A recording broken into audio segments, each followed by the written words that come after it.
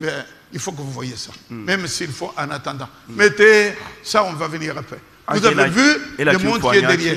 Mettez cette image, cette vidéo. Regardez le pape ce qu'il déclare. Cet homme-là dit que Dieu s'est trompé.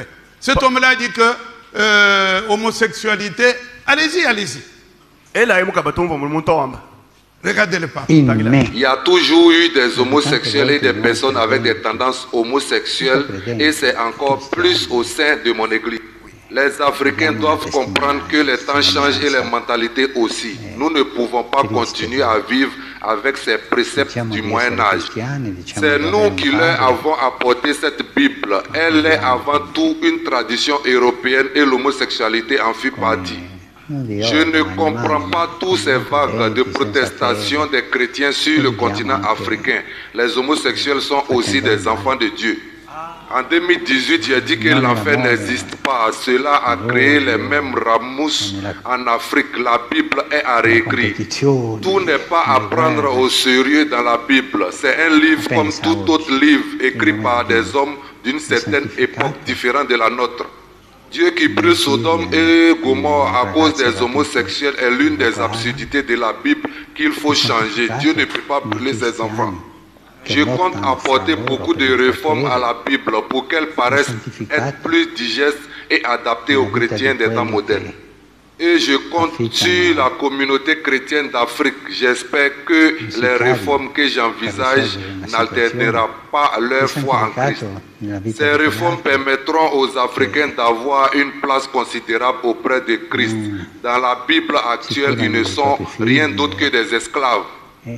Et cela m'a toujours causé un problème moral de voir un peuple qui se donne à fond pour Christ être considéré comme des esclaves. Ce n'est pas normal. Personne ne pouvait prévoir qu'après des siècles d'esclavage initiés par le pape de l'époque, les Africains embrasseraient le Christ sans se poser des questions. Les Africains ont pardonné à l'Église sans que l'Église ne leur demande des excuses. C'est ce que le Christ demande, toujours pardonner. C'est un peuple assez étrange. J'espère qu'ils finiront par accepter les homosexuels comme étant les enfants de Dieu. L'erreur a été décrite dans l'Ancien Testament que Dieu a brûlé les homosexuels.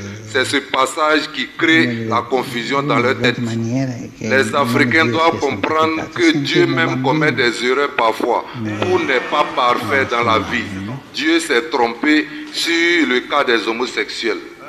Et aujourd'hui, Dieu passe par sa sainte Église pour désormais donner une chance aux homosexuels et même ceux d'Afrique.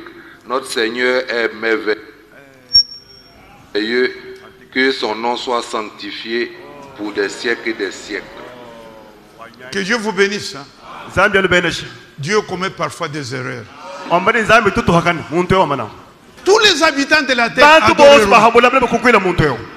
Et nous seuls. Et nous écrits dans le livre de la vie de la vie. Frère Branham me dit, frère Branham me dit, si je vous enseigne une chose, qu'on ne trouve pas dans la Bible, faites une affiche. Écrivez faux prophète, mettez dans le dos. Pour nous, Dieu a parlé ici. Pour eux, Dieu a commis les erreurs. Que le Seigneur vous bénisse. Je crois qu'il n'y a pas à rire, il y a à être triste. Parce qu'il y a 2 milliards en train de suivre ça. Et toi tu es ici. Pourquoi? Par grâce. Nous écoutons.